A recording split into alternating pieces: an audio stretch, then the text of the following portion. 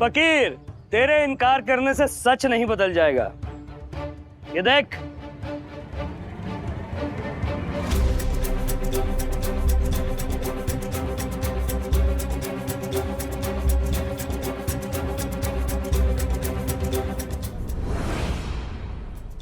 धार्मिक वीडियो सबसे पहले देखने के लिए हमारे चैनल को सब्सक्राइब करें और बेल आइकन दबाएं।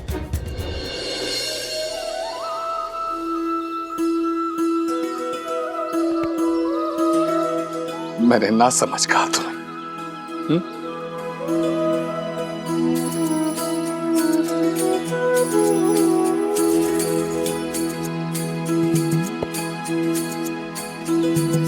मुझे माफ कर दो बेटा।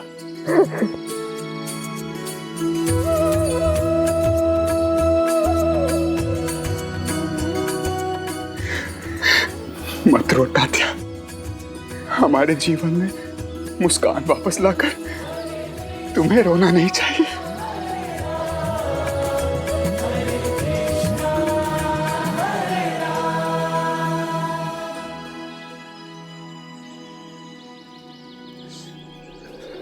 पाटिल जी, वो शुक्ला जी और चौधरी जी गांव के लोगों से अंगूठा लगवा रहे हैं। आप जल्दी चलिए।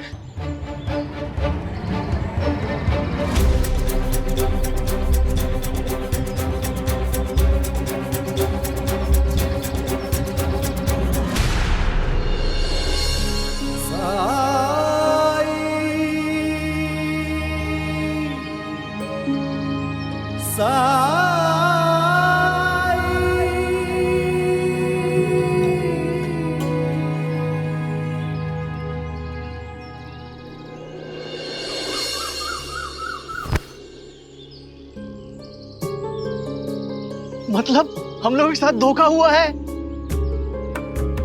अब हम में से कोई भी इनके साथ काम नहीं करेगा। शिरडी का कोई किसान आपसे सौदा नहीं करना चाहता। चौधरी जी, शुक्ला जी, कृपा करके आप प्रस्थान कर सकते हैं।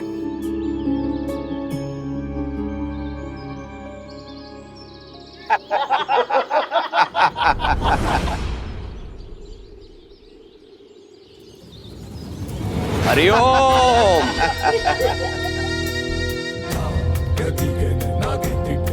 हरिओम हरिओम।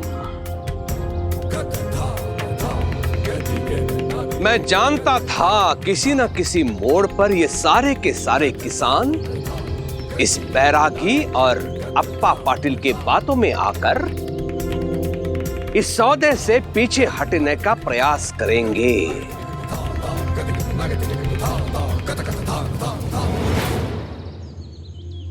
आप लोगों ने इस अनुबंध पत्र पे हस्ताक्षर किए हैं, अंगूठे लगवाए हैं, लेकिन आप लोगों को इस अनुबंध पत्र को पढ़ना तो चाहिए था।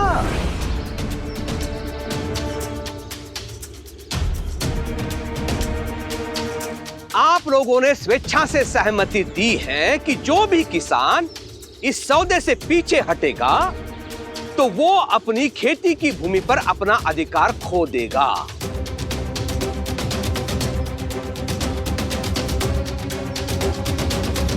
तो आपके पास दो ही विकल्प है। पहला, कपास की खेती करो और फसल तैयार होने पर निर्धारित मूल्य पे फसल हमें बेच दो। और दूसरा विकल्प, इस सौदे से हटकर अपनी भूमि पर मुझे अधिकार करने दो। हे देवा, हम तो लुट गए। मतलब हम लोगों ने खुद ही अपने पैरों पे कुल्हाड़ी मार ली है।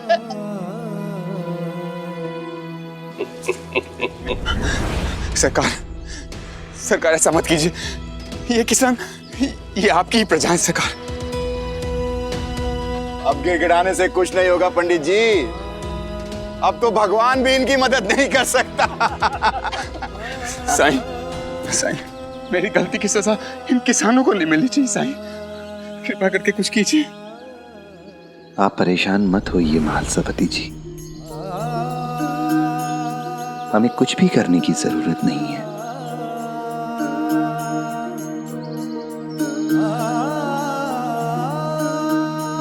शिरडी के किसान बर्बाद होने को है साईं, और आप कह रहे हैं कि मैंने कहा ना, हमें कुछ भी करने की जरूरत नहीं है।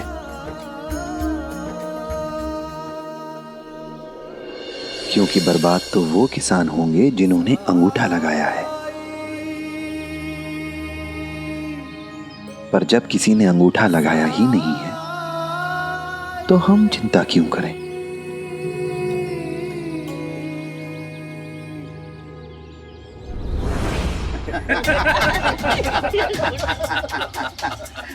फकीर, तेरे इनकार करने से सच नहीं बदल जाएगा। ये देख, तुम सब भी देख लो, सब लोगों ने अंगूठा लगाया था ना इस पे।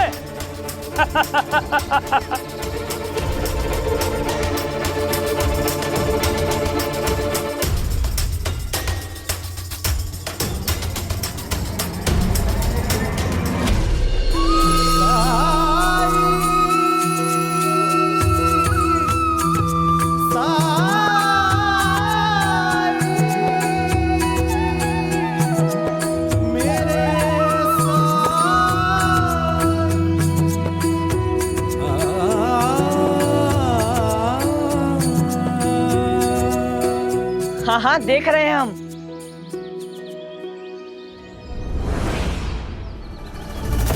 हटाओ इसे। जरूर इस बैरागी का काला जादू है ये।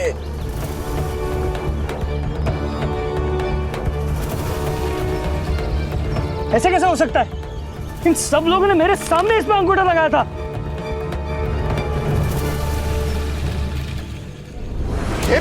ये धोखाधड़ी है। तुम सब लोगों को छोड़ूंगा नहीं मैं। इस सब का बदला लूंगा तुमसे।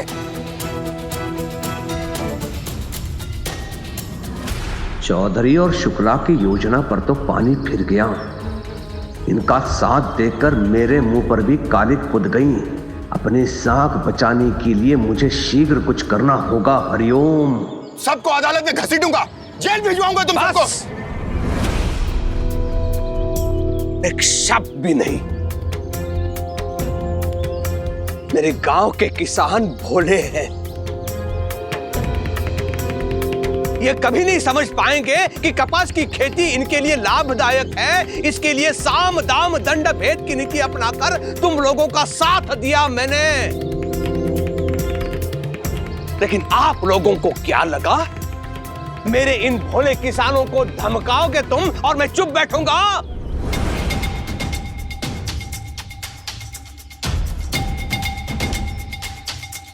इनसे निपटने से पहले आपको मुझसे निपटना होगा। सरकार, आप भी तो चाहते थे कि हाँ हाँ, मैं चाहता था कि मैं अपने लोगों की मदद करूं, लेकिन आप लोगों ने इनके भोलेपन का फायदा उठाया। क्या आप लोगों का यह कर्तव्य नहीं था कि इस लेखा पत्र में क्या लिखा है यह सबको बताना? लेकिन मैं तो दंग रह गया हूं, मैं तो चकित हो गया हूं कि इन लोगों ने आप लोगों से अंगूठा तो लगवाया, लेकिन इस लेखा पत्र में क्या लिखा है यह नहीं बताया। चुप! कहां गए वो दोनों गधे? हाँ? तुम दोनों को इन दोनों के साथ इसके लिए रखा था ताकि पारदर्शिता बनी रहे। अरे ये दोनों तो बाहर के हैं, लेकिन तुम, हमारा कर्तव्य है कि गांव के लोगों की हम रक्षा करें। लेकिन भूल तो मुझसे हुई है जो इतना महत्वपूर्ण दायित्व मैंने तुम लोगों को सौंपा। लेकिन दोष आप लोगों का भी नहीं है, क्योंकि काला अक्षर तुम दोनों के लिए भैंस बराबर ही है।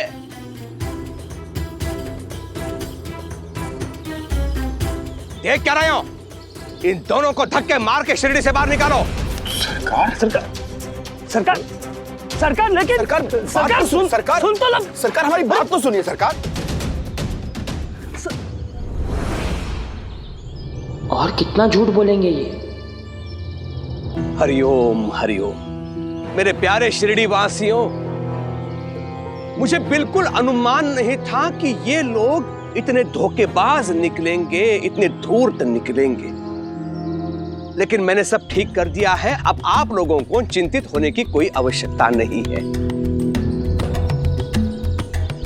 कितना भी बड़ा संकट क्यों ना आए, ये कुलकर्णी सरकार हमेशा अपने प्रजा के हित के बारे में ही सोचेंगे, हमेशा शिरडी की सुरक्षा करेंगे। बस कीजिए सरकार।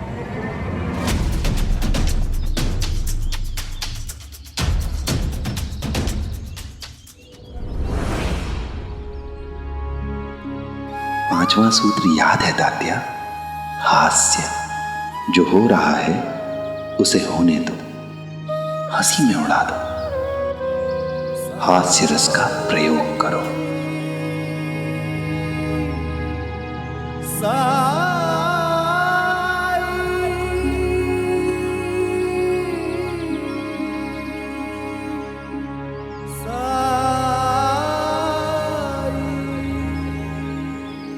कुछ कहा तुमने तात्या? मैं कह रहा था कि बस कीजिए सरकार। कब तक चिंता करेंगे आप शिरडी वालों की? मुझे तो आपकी चिंता होने लगी है।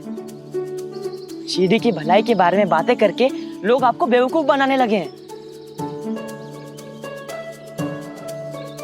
संभल के रहिए थोड़ा, कहीं दूसरों के हित के लिए अपना हित ना कर बैठे हैं।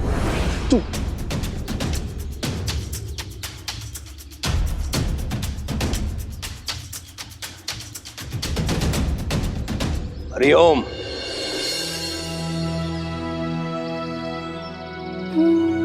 आप तीनों ने हमें बचा लिया, आपका बहुत बहुत धन्यवाद। मैं माफी मांगने के लायक नहीं हूं। मैंने तो आप सबको गलत रास्ता दिखाया। और मैंने भी कुछ नहीं किया। वो तो साई थे जिन्होंने शिरडी के किसानों को और एक मुसीबत से बाहर निकाला। मैंने कुछ भी नहीं किया है। जो भी मदद की है उस मालिक ने की है, पर इसलिए नहीं कि आप आत्मनिर्भरता का अर्थ ही भूल जाएं, उसका महत्व ही भूल जाएं। क्या आप लोगों की कोई जिम्मेदारी नहीं है अपने प्रति, एक दूसरे के प्रति, इस शिरडी गांव के प्रति?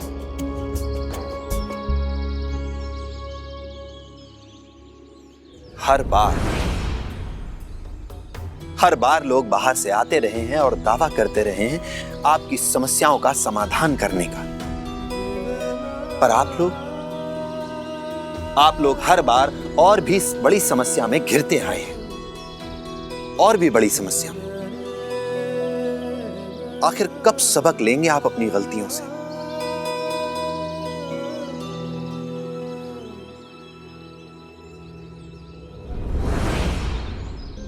क्या सिर्फ महालसापति जी की और पाटिल जी की जिम्मेदारी है आपका मार्गदर्शन करने की?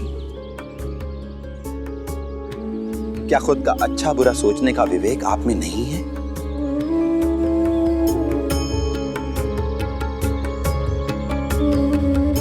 आप सब किसान हैं। कपास की खेती से आपके जल संसाधनों को कितना नुकसान पहुंचेगा, आपने ये क्यों नहीं सोचा? शुरुआत से ही पाटिल जी आपको इसके नुकसान के बारे में समझाने की कोशिश कर रहे थे, भरपूर प्रयास कर रहे थे, पर लाभ के लोभ में आप लोगों ने कुछ समझना ही नहीं चाहा। साईं, हमें लगा कि अगर हम कुछ अलग करेंगे तो शायद जिंदगी में जल्दी उन्नति कर सकेंगे, जीवन में आगे बढ़ सकेंगे। उन्नति करना, तरक्की करना, आगे बढ़ना, इन बातों का अर्थ भी समझते हैं हम। और उन्नति तभी संभव है जब हमारा हृदय संदेह के दायरों को लांघकर सुरक्षा के, विश्वास के आंगन में कदम रखना सीखे। जब हमारे मन से संदेह, डर, असुरक्षा की भावना मिट जाए। और आगे बढ़ना तभी संभव है जब हम अपने पीछे की ओर भी ध्यान दें, उसकी ओर निहारते रहें। जो बीत चुका है उसकी उपेक्षा न करके उससे सीख लें, उसे समझने की कोशिश करें। हमारे पूर्वज बहुत बुद्धिमान थे, दूरदर्शी थे वो, इसलिए वो जानते थे कि यहां क्या उपज सकता है और क्या नहीं। इसलिए उन्होंने उन्हीं फसलों को चुना जो यहां पर अच्छे से उपज सकती हैं और हमारे पर्यावरण को नुकसान भी नहीं पहुंचाएंगी। फलने फूलने का, उन्नति करने का, तरक्की करने का सिर्फ एक मार्ग है, और वो मार्ग है कड़ी मेहनत। अगर कोई आपके पास आता है और कहता है कि वो कोई ऐसी योजना लाया है जिसमें आपका और सिर्फ आपका फायदा है, तो समझ लीजिए कि निश्चित रूप से वो झूठ बोल रहा है और भविष्य में आपका नुकसान ही होगा।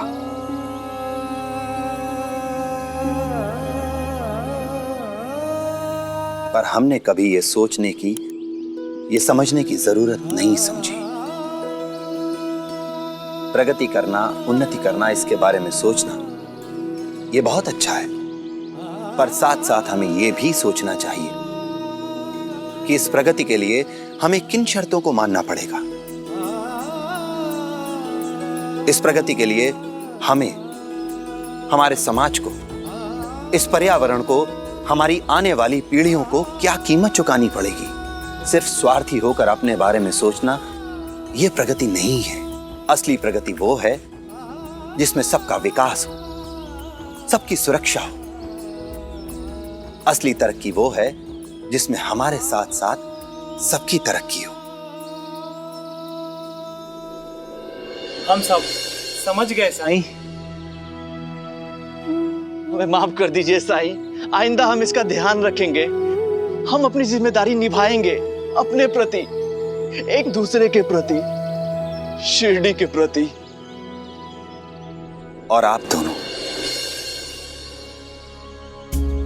दोनों ने हमेशा शिरडी की बेहतरी के बारे में सोचा, लोगों की भलाई के बारे में सोचा। पर इस बार ऐसा क्या हो गया कि इतना कुछ होता रहा लेकिन आप लोग आपसी मतभेदों में ही उलझे रहे।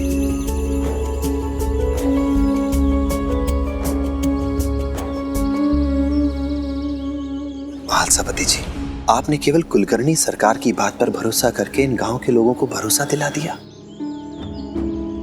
एक बार भी दस्तावेज को पढ़कर देखने की जरूरत नहीं समझी।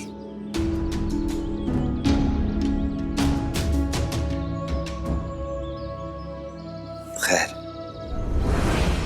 भरोसे और विश्वास की बात तो क्या ही कहें, क्योंकि आप तो आजकल अनजान, अजनबी लोगों पर भी भरोसा कर लेते हैं।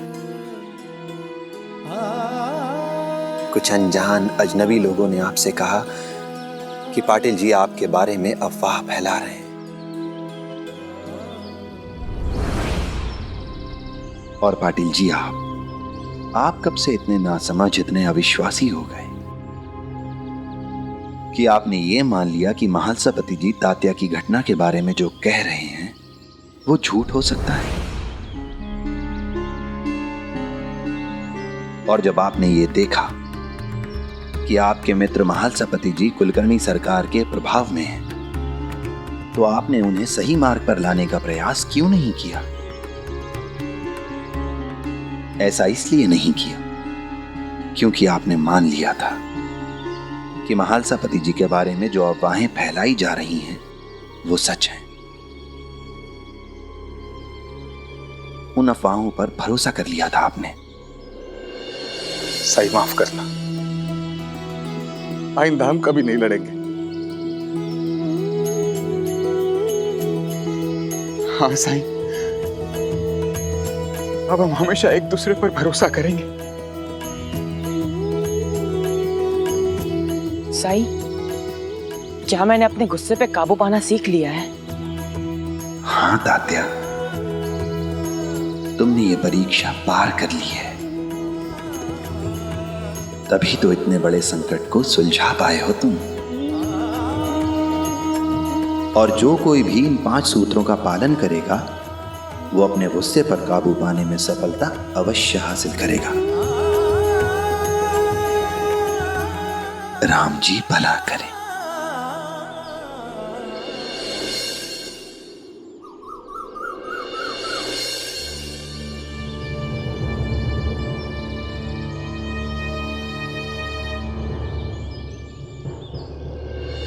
बाबा, कागज की नाव बनी नहीं रही है। बाद में आनंद। पहले नाव बना दीजिए ना मेरे लिए। जरूरी काम कर रहा हूँ आनंद, बाद में आना। आपसे कुछ भी कहो तो आप बाद में कहते हैं और बाद में खुद ही भूल जाते हैं। मुझे अब भी सिखाइए बाबा। अरे ठीक है, आ तुझे सिखाता हूँ। दे, एक और कागज लेकर आ।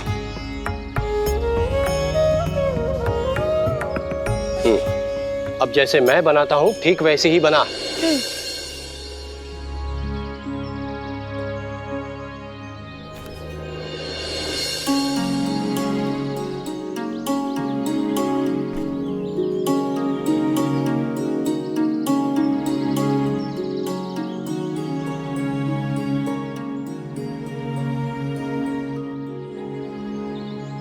ये बन गई नाव।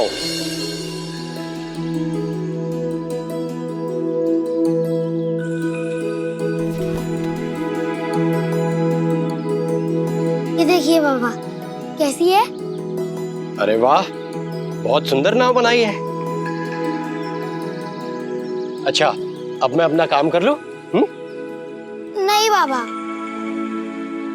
आप हमेशा काम करते रहते हैं, मेरे साथ कभी नहीं खेलते।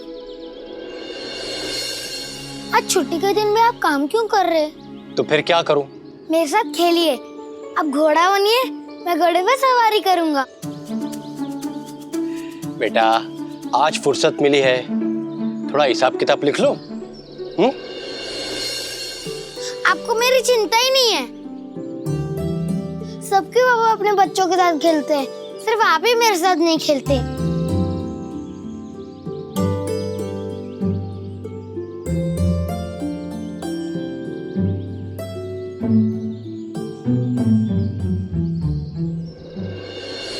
हो अच्छा, मैं बनता हूं तेरे लिए गधा, घोड़ा और सब कुछ।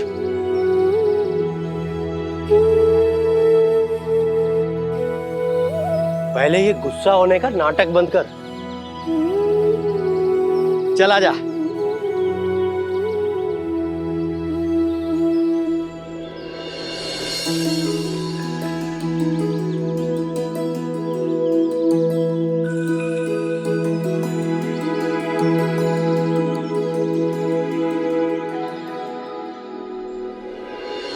साई,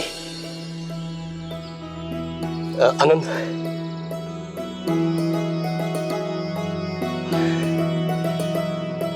प्रणाम साई। राम जी भला करें। आप कब आए? मैंने देखा ही नहीं। अपने बेटे के साथ आपने जिस सहनशीलता, जिस धैर्य का परिचय दिया है, उसे देखकर मुझे बहुत खुशी हुई। एक पिता को हर स्थिति में यही धैर्य बनाए रखना होता है। याद रखिएगा, बनाए रखेंगे ना? साई किसी बात की ओर इशारा तो नहीं कर रहे?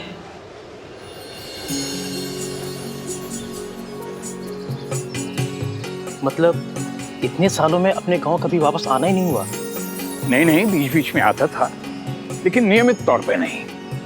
क्या, आने जाने में पैसा बहुत खर्च होता है। वो बच जाता था तो घर वालों को भेज देता था। अब सेवानिवृत्त हो चुका हूँ तो बहुत सालों के बाद अपने गांव शिरडी लौटा हूँ, ताकि अपने परिवार के साथ बची कुछ जिंदगी बिता सकूं। यहाँ मेरी पत्नी है, बेटा है, बहू है, हाँ एक पोता भी है, बहुत शरारती है। परिवार के साथ रहने के लिए मैं बहुत तड़पा हूँ, बहुत तरसा हूँ।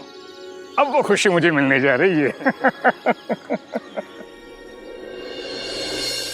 लीजिए, हम लोग शिरडी पहुंच गए। जी। बातों बातों में समय कैसे निकल गया पता ही नहीं चला। आपसे मिलकर बहुत खुशी हुई। मुझे भी। अब इजाजत दीजिए, फिर मुलाकात होगी। हाँ हाँ जरूर, अब तो मैं यही हूँ। जी शुक्रिया।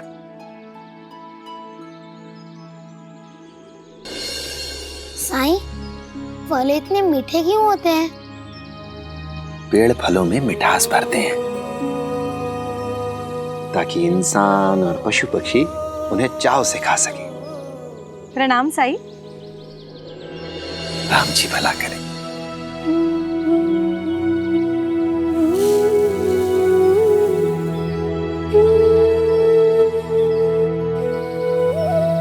जानते हैं साईं, ये सुबह से आपकी प्रतीक्षा करता रहता है ताकि आपसे अपने विचित्र सवाल पूछ सके। अब आप ही इसके विचित्र सवालों के जवाब दे सकते हैं। आई, बीच में मत बोलिए। अब जानती है ना, जब दो लोग आपस में बात कर रहे हो तो बीच में नहीं बोलते।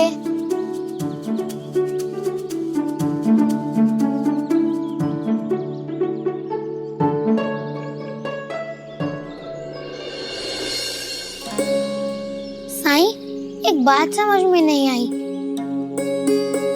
पेड़ खुद तो अपने फल नहीं खाते, तो दूसरों के लिए इतना चिंता क्यों करते हैं? क्यों फलों को इतना मीठा बनाते हैं? क्योंकि पेड़ ये जानते हैं कि दूसरों को सुख बांटने से सुख फैलता है। वो कैसे? फलों के अंदर बीज होते हैं। जब हम लोग फल खाते हैं तो फल खाकर उसके बीज जमीन पर फेंक देते हैं। जमीन पर पड़े बीज कुछ दिनों में सूख जाते हैं और बारिश का इंतजार करते हैं। जब बारिश होती है तो वो अंकुरित होते हैं और 3-4 साल में ही एक पेड़ का रूप ले लेते हैं और फिर उस पेड़ पर उसके ही जैसे फल लगते हैं। जो उन फलों को खाता है उसे सुख मिलता है और ये सिलसिला ऐसे ही लगातार चलता रहता है। इसी तरह जब हम अपने विस्तार में, अपनी उन्नति में दूसरों को भी लाभ पहुंचाएं, तभी हम भी कामयाब हैं। साईं, एक और सवाल। आनंद, साई को और परेशान मत करो। उन्हें परेशान नहीं कर रहा, अपना ज्ञान बढ़ा रहा हूँ।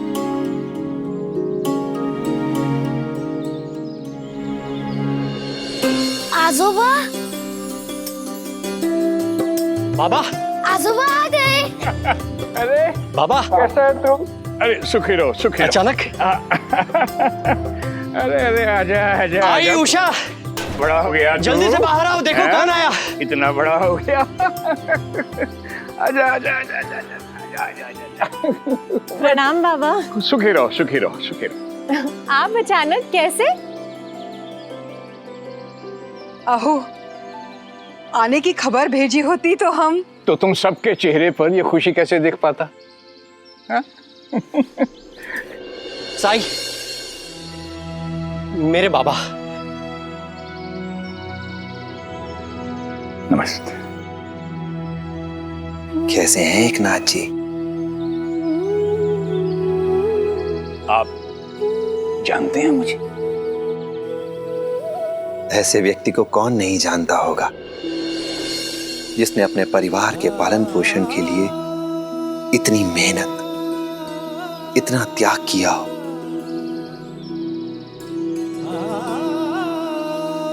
और वो भी घर से इतनी दूर रहकर। आप तो ऐसे बात कर रहे हैं साईं जैसे मैं कोई बहुत बड़ा आदमी हूं। मैं तो एक छोटा सा मामूली सा आदमी हूं, एक आम इंसान। और एक आम इंसान की जिंदगी तो ऐसी ही होती है। नहीं काका, जो लोग दूसरों के हित के लिए, दूसरों के सुख के लिए मेहनत करते हैं, वो हमेशा खास ही होते हैं। जैसे पेड़ है ना। साईं धन्यवाद। आप पहले शख्स हैं जिसने इस बात को समझा कि ये सब मेरे लिए कितना मुश्किल था। परिवार से दूर, गांव-गांव जाके काम करना, हर साल तबादला, हर साल नई जगह, नए लोग, और काम भी ऐसा कि जो बीत गया सो बीत गया, अपने वर्तमान की ओर देखिए, भविष्य की ओर देखिए। अपने खुद को व्यस्त रखने के लिए हम सभी को कुछ न कुछ करते रहना चाहिए, क्योंकि व्यस्त रहने से जीवन दिशाहीन नहीं लगता है। अपने तजुर्बे का प्रयोग आप माला बनाने के लिए कर सकते हैं। माला? साई, लेकिन माला बनाने का तो मेरा कोई तजुर्बा ही नहीं है। कई बार हम अपनी काबिलियत से अनजान रहते हैं, और कौन जाने ये विधा आपको भविष्य में किस रूप से काम आ जाए। साई माला बनाने की बात क्यों कर रहे हैं? भला मुझे क्या जरूरत है काम करने की?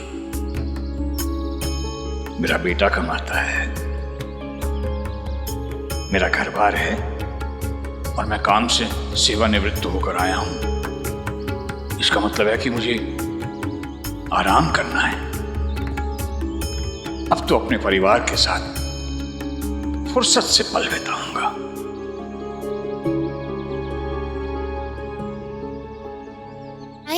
आजोबा क्या आ गए? आप तो मुझे भूल ही गए। मेरे सवालों का जवाब कौन देगा? अभी और भी सवाल बाकी है।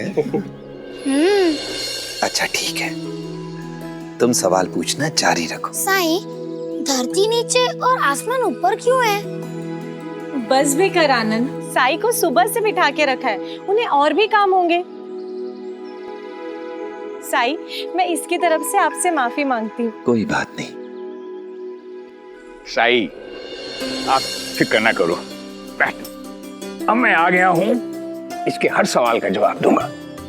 क्या मेरे पास कोई काम तो है नहीं, दिन भर आराम ही आराम, इसके सवाल मेरे जवाब, दादा और पोता। ऐसे दिनों के लिए तरसता रहा हूं मैं। अब जिंदगी में आराम ही आराम, सुकून ही सुकून होगा। सुकून तो मन से आता है एकनाथ काका। अगर हम श्रद्धा और सबूरी बनाए रखेंगे तो मुश्किल घड़ी में भी सुकून ही रहेगा।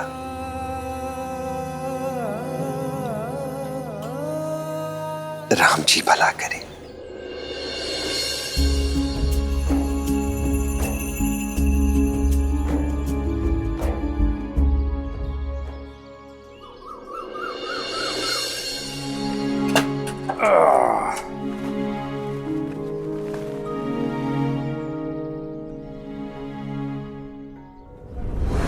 अलमारी में तो जगह ही नहीं है। अब जगह ही बना रही हूँ बाबा, पुराने कपड़े संदूक में रख दूंगी। क्यों बेकार में मेहनत कर रही हो? ये कपड़े मेरी तरह बहुत पुराने हैं। एक काम करता हूं, इन्हें संदूक में रख देता हूं, तुम परेशान मत हो। अरे इसमें परेशानी कैसी बाबा? ये आपका घर है और यहाँ आपके सामान के लिए जगह नहीं होगी तो किसके लिए होगी? उषा, तुम जल्दी जल्दी सारे कपड़े तय करके रख दो, फिर हमें बाबा के सोने के लिए जगह भी बनानी है। हो। जगह सोने के लिए? जहां तुम्हारी आई सोती है वहां मेरी खाट लगा देना। लेकिन बाबा, आई तो रसोई में सोती है।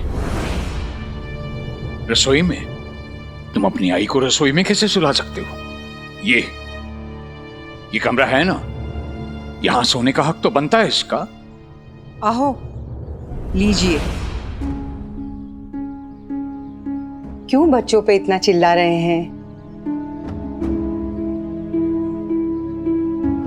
तुम रसोई में सोती हो? हाँ। अब नहीं, अब से यहां सोगी, इस कमरे में।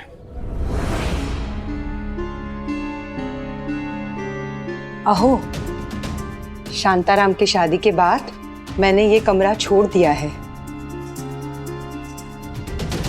क्यों छोड़ दिया? कमरा छोटा है, बड़ी खाट लगाई तो यहाँ का सामान कहाँ जाएगा?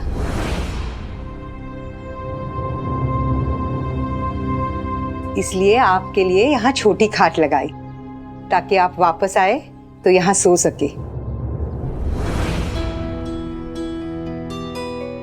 और मैंने रसोई में सोना शुरू कर दिया।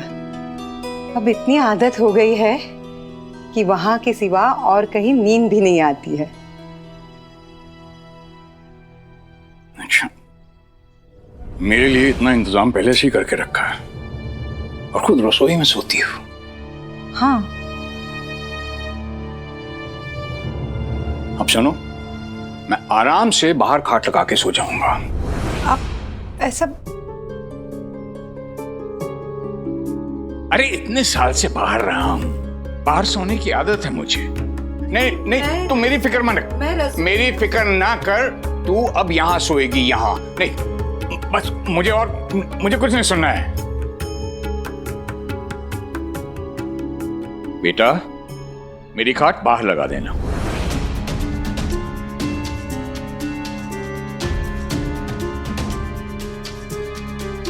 ठीक है।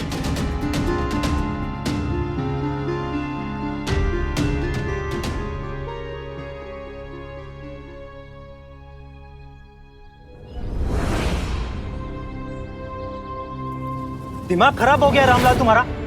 ये कैसी बातें कर रहे हो? एक तो मैंने तुम्हारी पोटली लौटा कर दी, ऊपर से तुम मुझे चोर साबित कर रहे हो। आधे पैसे निकाल कर पोटली लौटाने वाला भी चोर होता है। अगर मुझे पैसे निकालने ही होते तो मैं पोटली क्यों लौटाता, और फिर आधे क्यों, पूरे ही लेता ना। लेकिन मैंने ऐसा नहीं किया। वो तो जब मैंने कहा कि थाने में शिकायत दर्ज करूंगा पोटली खोने की, तो डर के मारे तुमने पोटली लौटाई। श्यामराव, इन पैसों की मुझे सख्त जरूरत है, उधार मांग के लाया हूं। मेरे पैसे लौटा दो।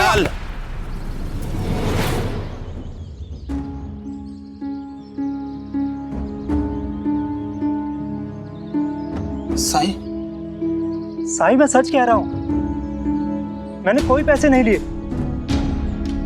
बल्कि मैं तो इसकी मदद कर रहा था। सबके साथ मैं भी पोटली ढूंढ रहा था और संयोग से पोटली मुझे मिली। और तब पोटली मोहर बंद थी और मैंने वैसी की वैसी पोटली रामलाल को लौटा दी, ये सोचकर कि इसकी थोड़ी परेशानी दूर होगी। लेकिन ये तो मुझे ही चोर कह रहा है। साईं, चोर भी यही है और झूठा भी यही है। पोटली में 10 रुपए थे और जब इसने लौटाई तो 5 कम थे। क्या मैं वो पोटली देख सकता हूँ? जी साईं।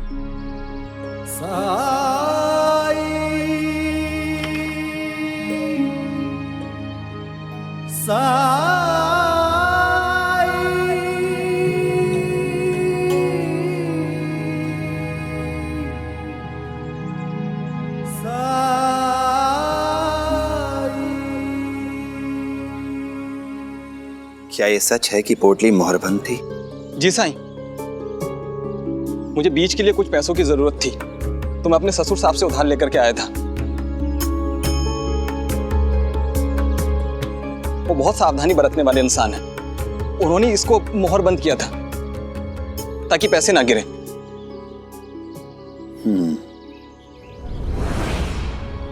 और इसमें 10 रुपए थे? जी साईं। और जब श्यामराव ने ये पोटली तुम्हें वापस लौटाई तो भी ये मोहर बंद थी? जी साईं, श्यामराव ने हम सबके सामने पोटली लौटाई। हम सबने देखा पोटली मुहर बंद थी। कोई भरोसा नहीं साईं, मोहर तोड़े बिना भी पैसे निकाले जा सकते हैं किसी तरह। या मोहर तोड़ी होगी, पैसे निकाले होंगे और फिर मोहर लगा दी होगी। रामलाल, मुझे पैसों की कमी है क्या? और मैं ऐसा घटिया काम क्यों करूंगा? इल्जाम जरा सोच समझ कर लगाओ तुम।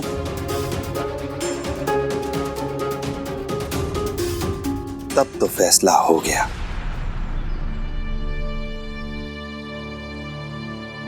कि ये पोटली रामलाल की नहीं है।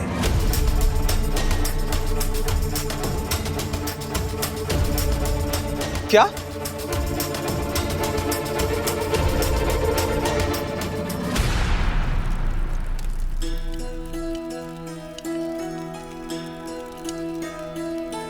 आई, आज इतनी जल्दी खाना बना रही हैं आप? अब मैं रात में बना लूंगी ना।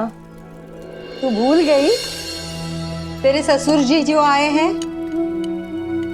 उनकी दिनचर्या सूरज उगने से पहले शुरू हो जाती है और सूर्यास्त के साथ समाप्त हो जाती है, और रात का खाना भी वो अंधेरा होने से पहले खा लेते हैं।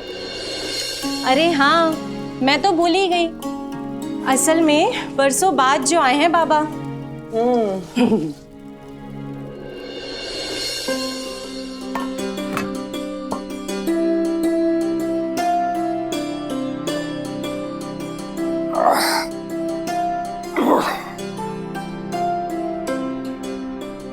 एक ही थाली? क्या बात है, तुम नहीं खाओगी? मैं बच्चों के साथ खाऊंगी। बच्चों के साथ तुम क्यों बच्ची बन रही हो? उम्र हो गई है तुम्हारी। अपने खान पान और रहन सहन का ध्यान रखना शुरू करो। जल्दी खाना पाचन शक्ति को ठीक रखता है, स्वास्थ्य भी अच्छा रहता है। ठीक है, मैं भी खा लेती हूँ। आई, मैं आपके लिए खाना लेकर आती हूँ। हाँ। सुन भाई, तुम बच्चे भी जल्दी खाना खा लिया करो। रात को जल्दी सोना और सुबह जल्दी उठना, ये स्वास्थ्य के लिए बड़ा लाभकारी होता है। जी बाबा, आनंद के बाबा आते ही हम खाना खा लेंगे।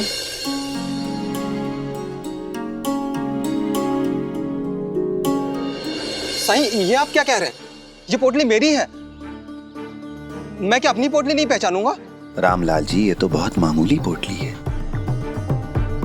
ऐसी पोटली बाजार में एक ढूंढो 1000 मिल जाती हैं। हो सकता है पोटली पहचानने में आपसे गलती हो गई हो और ये पोटली किसी और की हो। अगर ये रामलाल की नहीं है तो फिर पता लगाना चाहिए कि ये किसकी है। पर इस पोटली पर किसी ने हक नहीं जताया है, न ही कोई शिकायत दर्ज कराई गई है। ऐसी स्थिति में इस पोटली पर उसी का अधिकार है जिसे ये मिली हो। इसलिए इस पोटली को आप अपने पास रखिए श्यामराव।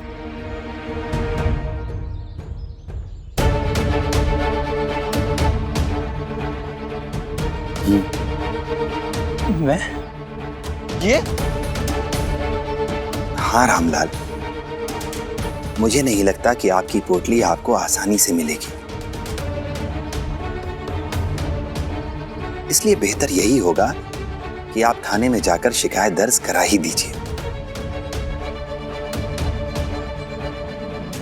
लीजिए, चलो।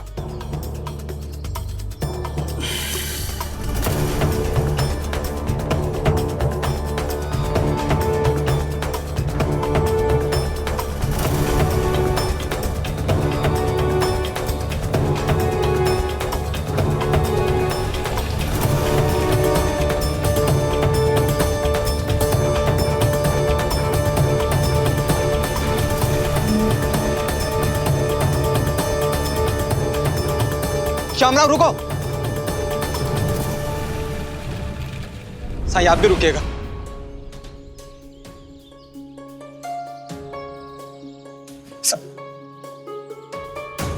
साईं, शायद मुझसे गलती हो गई है। अब मुझे याद आ रहा है कि मेरी पोटली में शायद 5 ही रुपए थे।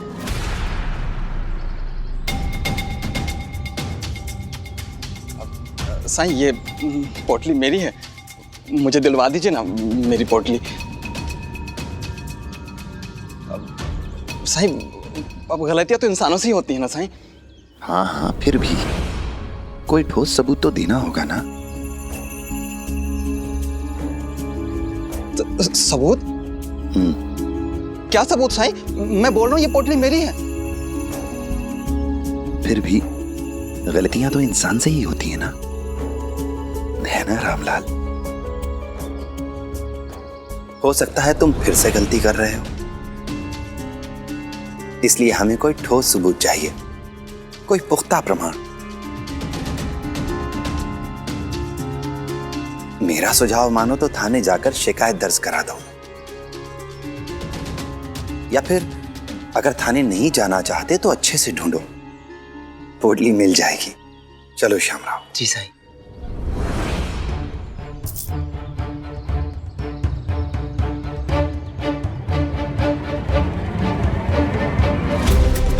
तुम मेरे पैसे लेकर के नहीं जा सकते। वो तो थोड़े ज्यादा पैसे मिल जाएंगे, इसलिए मैंने तुमसे वो 10 रुपए वाली बात।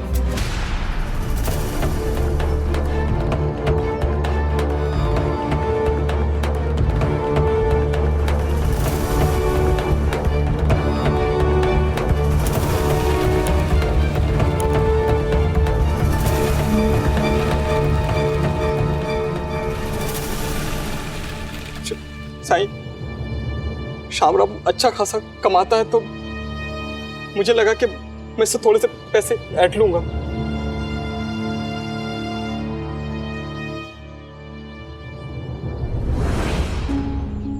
रामलाल, जिस इंसान ने ईमानदारी से तुम्हारा धन तुम्हें वापस लौटाया, तुम उसे ही लूट रहे हो। और खाली लूट ही नहीं रहे हो, बल्कि उसे चोर, बेईमान, झूठा कहा तुमने। गांव के ये भोले भाले लोग, इन्हें भी मूर्ख बनाया तुमने। इस चिलचिलाती धूप में ये तुम्हारे साथ मिलकर तुम्हारी पोटली ढूंढ रहे थे, इनका भी नुकसान किया।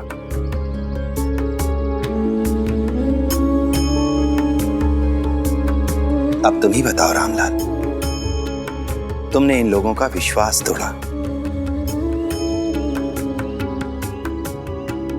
इनका समय नष्ट किया।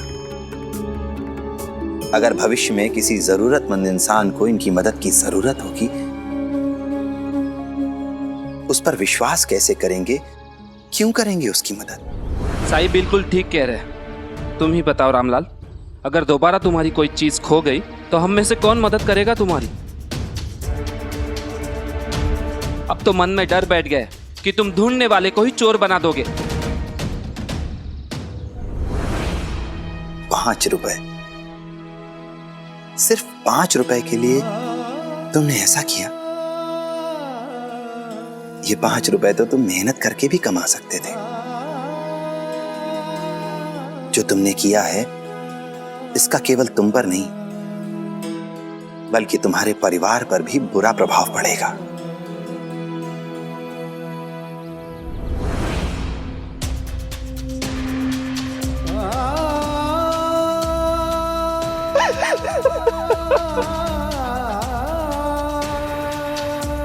साईं, मुझे माफ कर दीजिए साईं। श्यामराव, मुझसे गलती हो गई।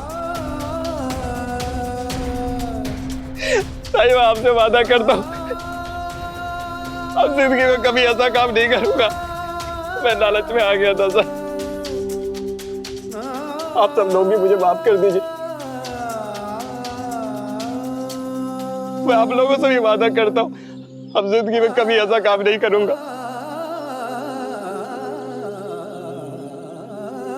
बस आप लोग मुझ पे अपना भरोसा बनाए रखिएगा, मुझे खुद से अलग मत कीजिएगा।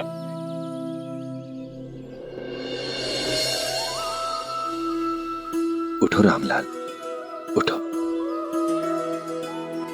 इस दुनिया में अच्छाई की बहुत जरूरत है रामलाल, इसलिए किसी की अच्छाई का कभी फायदा मत उठाना, वरना एक दिन ऐसा आएगा जब तुम्हें मदद की जरूरत होगी और कोई भी तुम्हारी मदद के लिए आगे नहीं आएगा।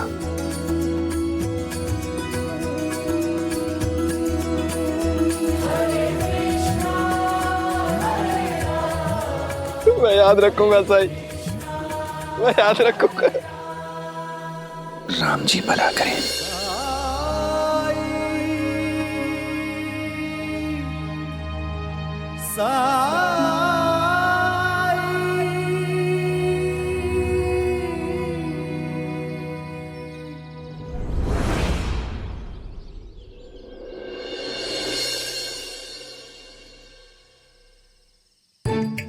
तबड़क तबड़क तबड़क तबड़क तबड़क तबड़क तबड़क तबड़क तबड़क तबड़क तबड़क तबड़क तबड़क तबड़क तबड़क।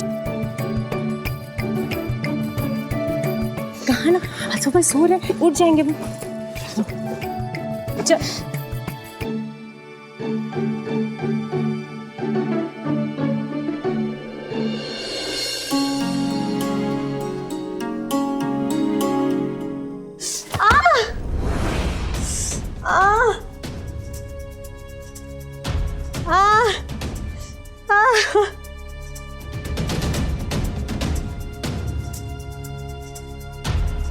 क्या हुआ आई? सच में चोट लग गई? कभी बात नहीं सुनता, तेरी वजह से पैर मुड़ गया मेरा।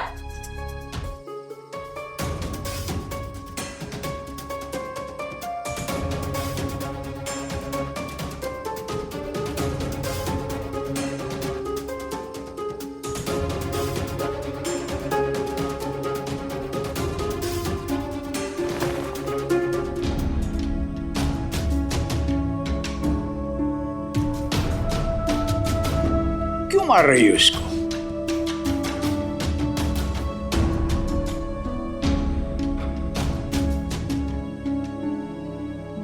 तुम लोग जाग क्यों रहे हो अभी तक?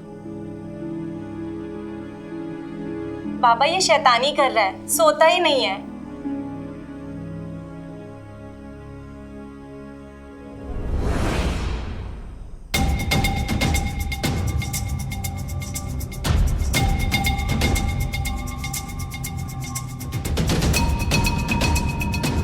क्या ये? तुमने तो कहा था कि शांताराम के आते ही खा लेंगे। सूर्यास्त से पहले खाना खाने की आदत डालो। अपने बारे में नहीं तो कम से कम इस बच्चे के बारे में सोचो। तुम लोगों के कारण इसे देर रात तक भूखा रहना पड़ता है।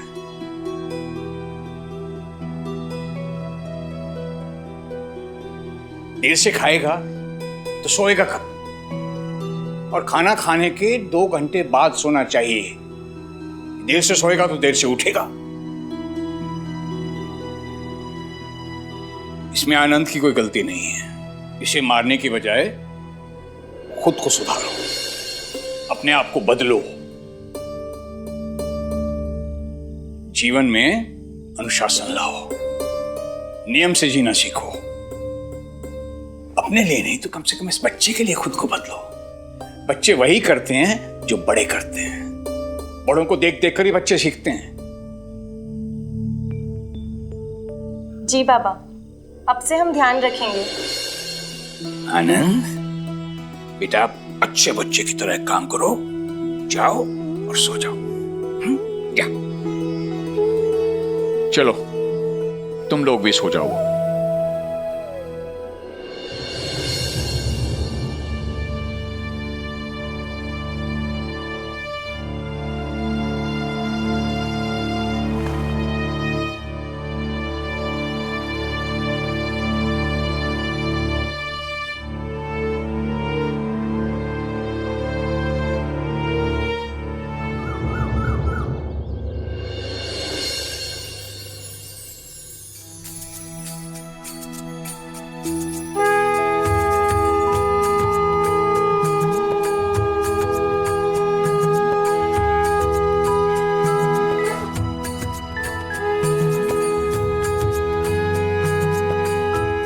क्या हुआ?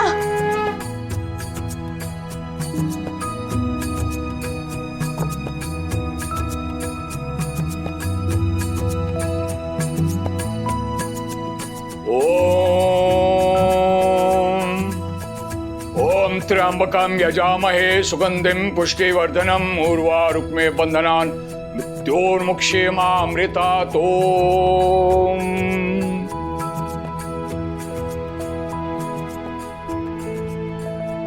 ओम त्र्यंबकं यजामहे सुगंधिं पुष्टिवर्धनम् उर्वारुक्मे बंधनान् मृत्योर्मुक्षेमामृतात्। ओम त्र्यंबकं यजामहे सुगंधिं पुष्टिवर्धनम् उर्वारुक्मे बंधनान् मृत्योर्मुक्षेमामृतात्।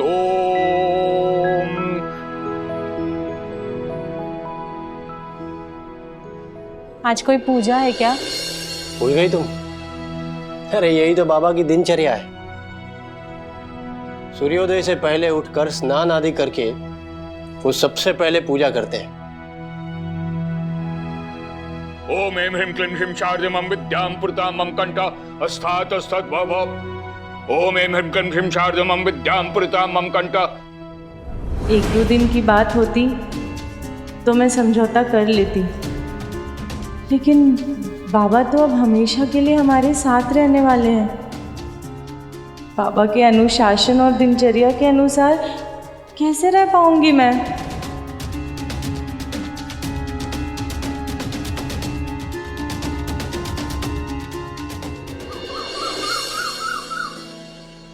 अरे तुम्हारे पत्ते तो सूख रहे हैं, तुम्हें कोई पानी नहीं देता?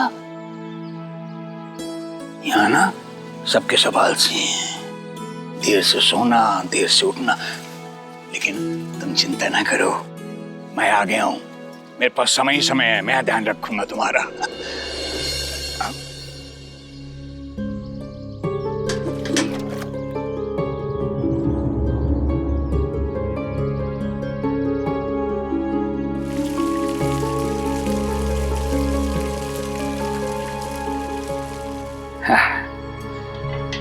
अब जल्दी जल्दी हरे भरे हो जाओ।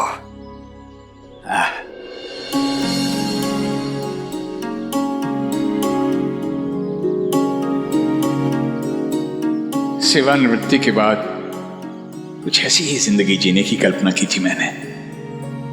न कहीं जाने की जल्दी, न कहीं से जल्दी आने की किचकिच।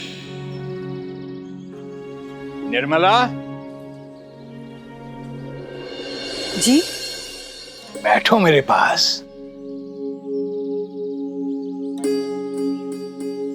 कुछ बात थी क्या? सारी जिंदगी तुम्हें मुझसे शिकायत रही कि मेरे पास तुम्हारे लिए समय नहीं है। अब नौकरी से निवृत्त होकर जब तुम्हारे पास आया हूं, तुम्हारे साथ समय बिताना चाहता हूं, तो पूछ रही हो कि कुछ बात थी क्या? अच्छा एक बात बताओ, जब से मैं आया हूं तुमने मेरे पास बैठ के 2 बातें की हैं क्या? नहीं ना? उषा कहाँ है मेरे नहाने का पानी? अभी लाई।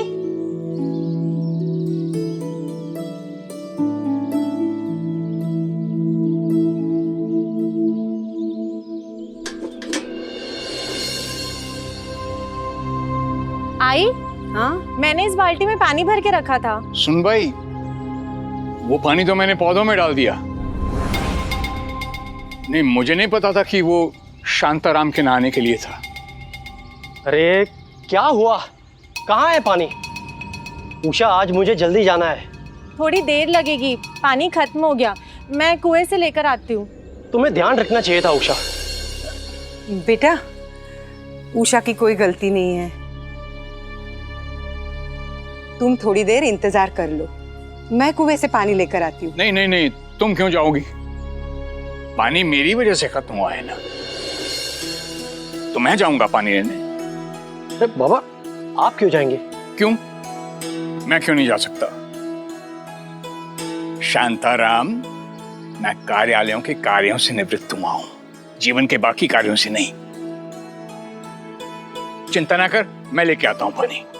बाबा भाई, दो बाल्टी दो। लो, मैं ये गया और ये आया। देख। आहो, कुएं का रास्ता भूल गए होंगे आप। दीजिए, मैं भी आपके साथ चलती हूँ। अरे दीजिए, दीजिए। अच्छा चलो। आनंद, चलो नाश्ता कर लो। बाद में आई। फिर बाद में? अब पूरा दिन क्या तुम्हारे पीछे ही लगे रहूंगी? और भी बहुत सारे काम है मुझे। चलो नाश्ता कर लो। कहाँ ना, अभी नहीं। आनंद, तुम अच्छे बच्चे हो ना, तो अच्छे बच्चे बड़ों का कहा मानते हैं और हर काम समय पे करते हैं। चलो। ठीक है आजोबा। अरे वाह, एक बार में मान गया।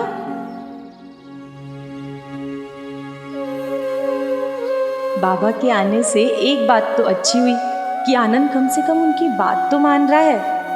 मेरा कुछ काम आसान तो हुआ बाबा के आने से। शायद मैं अकारण ही चिंता कर रही थी। सब ठीक हो जाएगा।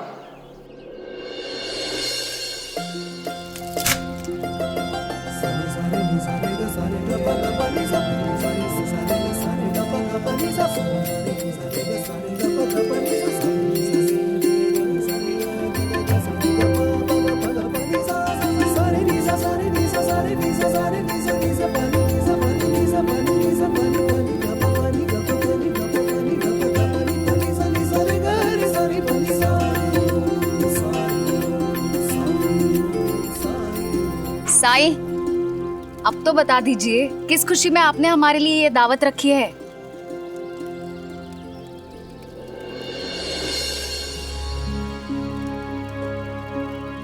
बस ऐसे ही मन किया कि आज हम सब साथ मिलकर खाना खाएं।